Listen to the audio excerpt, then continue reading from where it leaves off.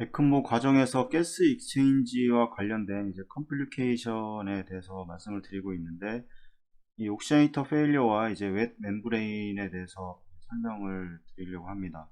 이 옥시네이터 페일리어는 이제 디바이스를 이제 체인지 아웃해야 할 이제 필요성으로 이제 정의를 이제 할 수가 있을 겁니다. 그래서 옥시네이터 페일리어가 발생을 한다는 거는 결국에 이 산소의 공급 자체가 이 정상 범위에서 이제 밑으로 떨어지게 됨으로 인해서 충분한 이제 산소 공급 자체가 되지 않는 최대 5대 1의 범위를 산소의 공급과 이 소비에 있어서 5대 1을 유지를 해야 되는데 이 이하로 2대 1 이하로 떨어지게 되는 이런 문제가 발생을 했을 때 이제 이 옥시네이터를 교체를 할 필요성으로 정의됩니다. 여러 가지 이제 수치를 가지고 옥시네이터 페일러가 있다 없다를 이제 알 수가 있는 거고, 더 정확하게 말하면 이제 가스 익체인저는 측정된 가스 트랜스퍼가 이제 디바이스 제조업체의 어떤 그 스페시파이드 캡시티를 이제 충족하지 못하는 순간 이제 페일링이 일어나는 것이다, 이렇게 얘기를 합니다.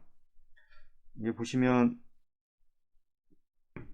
이 논문 하나인데, 옥시네이터 베노 시스템에서 이제 여러 가지 이 페일리어, 이 여러 가지 형태의 이제 페일리어들이 발생을 하게 됩니다. 에크모라는 건 크게 네 가지로 이제 이 회로라던가 그다음에 센트리퓨갈, 옥시네이터 이제 이렇게 연관이 되어 있는데, 그다음에 이제 옥시네이터에서 스롬보시스가 발생을 할 수가 있고, 이 디바이스와 연관된 이제 코아뷸레이션의 이제 디스오더에 의해서 이제 문제가 발생을 할 수가 있고, 그다음에 이제 가스 익스체인지 자체가 이제 문제가 있을 수 있습니다. 그다음에 이 펌프 헤드에서 이제 클롯 이제 이런 여러 가지의 이제 수치를 이런 형태를 가지고 이제 옥시네이터만 갈아줄 건가, 아니면 이 펌프 헤드만 갈아줄 것인가, 이제 이런 이게 어떤 이제 상황을 해결을 하게 되는데, 이 옥시네이터의 스롬보시스 같은 경우는 이제 비주얼하게 이제 확인이 가능하고, 그 다음에 이제 DPMO라고 하는 이 논문에서의 DPMO라고 하는 거는 이게 DPMO라고 하는 거는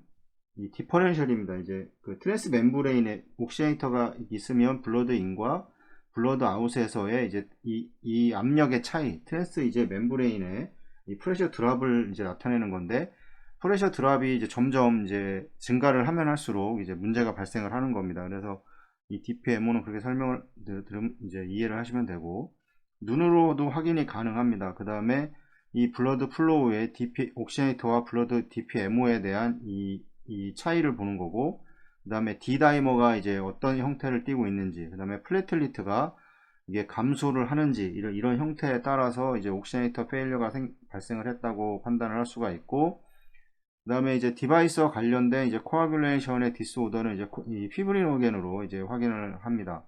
그 다음에 이제 가스 체인지에 이제 페일러가 있는 경우는 이 PO2의 포스트의 이제 멤브레인의 PO2가 이제 떨어지면은 떨어질수록 이제 가스 익스체인지에 문제가 있는 거고, 그다음에 이제 PCO2도 마찬가지, 포스트 멤브레인 옥시네이션에서 만약에 이제 10에서 12리터 분당을 준다고 했을 때 이 어떤 형태를 보이느냐에 따라서 이제 이게 가스 익스체인지에 문제가 발생을 한다고, 이건 동시에 봐야 됩니다. 그 다음에 이제 펌프 헤드의 클럿이 이제 발생을 하는 경우에는 LDH가 이제 증가를 한다던가, 이제 프리 헤모글로빈이 당연히 이제 증가를 한다던가, 그 다음에 포텐셜하게 이제 플래틀리트가 이제 또 감소를 하고, 그 다음에 당연히 소리가 이제 무음 아주 조용하게 돌아가야 되는데 그 안에서 이상한 소리가 들린다던가, 펌프 헤드 내에서 이제 이런 것들을 판단으로 해서 이제 옥시네이터 여러 가지의 이제 페일러가 있는지를 알 수가 있습니다. 옥시네이터 페일러는 이거를 가지고 판단을 하고, 이게 이제 노멀 레인지입니다. 이게 에크모에서의 이제 허용 범위 그 값인데, 이거는 뭐 이렇게 보시면 되고, 이거에 대한 이제 어떤 증상이 있었을 때 이건 옥시네이터에 이제 그 페일러가 발생을 했으니 이제 교체를 할 건지 이제 결정을 이제 하게 되는 겁니다. 여러 가지 수치들이 있습니다. 이런 수치들을 검사를 해서 만약에 의심이 된다고 하면, 이제 눈에 보이는 게 확연하게 이제 클롯이 발생을 하는 옥시네이터에서 보인다고 하면 그건 바로 갈아야 되겠지만, 이제 이런 수치들을 다시 이제 검사를 해봐서 정확하게 판단을 하는 것이 이제 중요할 겁니다. 그 다음에 제일 간단하게 할 수 있는 거는 이제 옥시네이터의 인과 아웃에 이제 프레셔 이제 테너스 멤브레인의 이제 프레셔 드랍을 좀 확인할 수도 있는 거고, 이제 클롯이 발생을 했다고 하면.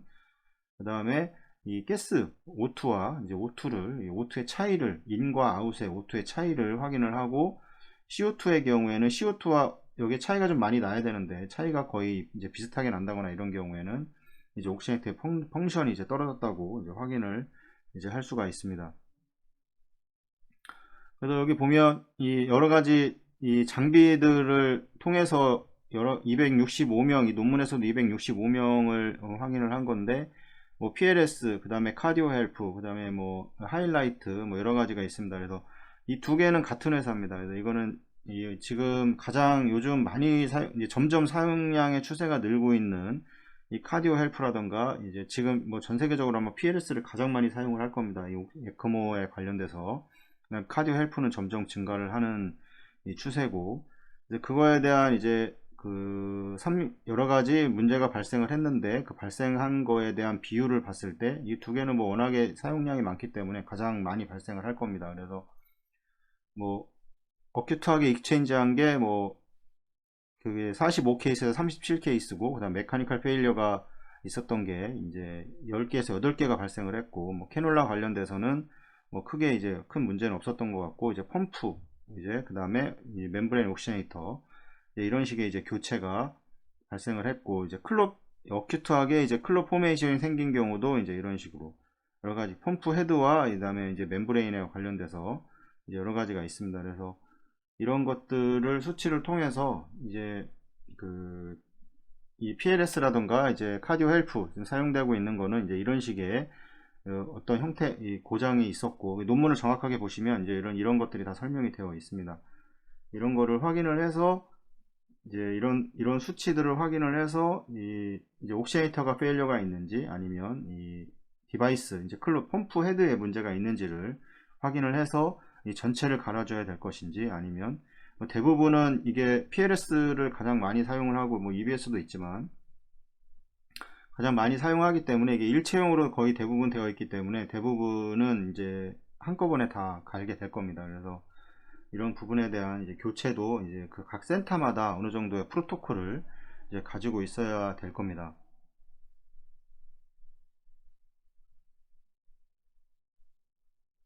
그래서 옥시네이터 트랜스퍼는 이제 옥시네이터 아울렛 이 블러드 옥시젠 컨텐트를 이제 측정해서 계산할 수 있고, 옥시네이터의 인과 아웃에 이제 측정을 하게 되는 겁니다. 입구에서의 이제 산소 함량을 이제 뺀 다음에 이제 주어진 플로우와 그 다음에 헤모글로빈에 대한 이제 발표 데이터에 따라야 이제 합니다. 그래서 아까 앞서 설명드렸던 그런 이제 어떤 수치 이상을 이제 그 값을 가지고 있어야 되는데, 그 이하로 계속해서 지속적으로 이제 떨어진다고 하면 이제 문제가 발생을 할 수 있다. 이 PF 레이쇼라는 게 있습니다.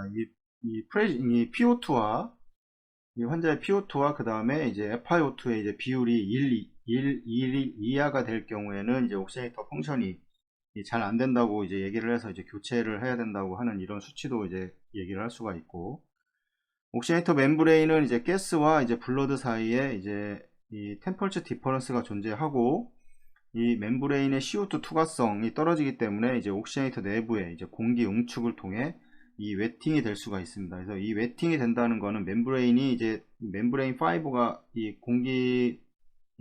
가스 교환을 하는 이 멤브레인에서 이 웨팅이 된 상태에서 기능이 떨어지게 되는 겁니다. 이 웨팅에 의해서 특히 이제 온도 차이에 의해서 이런 문제가 발생을 하게 되는데, 이러한 이제 웨팅되는 현상을 방지하기 위해서 이제 벤틸레이터 가스를 이제 37도로 리워밍 하는 동안 이 짧은 기간 동안에 이제 하이 가스 플로우가 이 가스 익체인저의 이 하이퍼 벤틸레이션의 문제를 이제 해결할 수가 있다. 이렇게 확 불어버리는 겁니다. 세게 주어서 이 수입 가스를 높게 주어서 이거를 이제 웨팅된 이 가스 멤브레인을 불어내는 겁니다. 그래서 이런 형태로 해서 이제 웨팅된 거를 해결해 줄 수 있다고 이렇게 얘기를 하는 것입니다.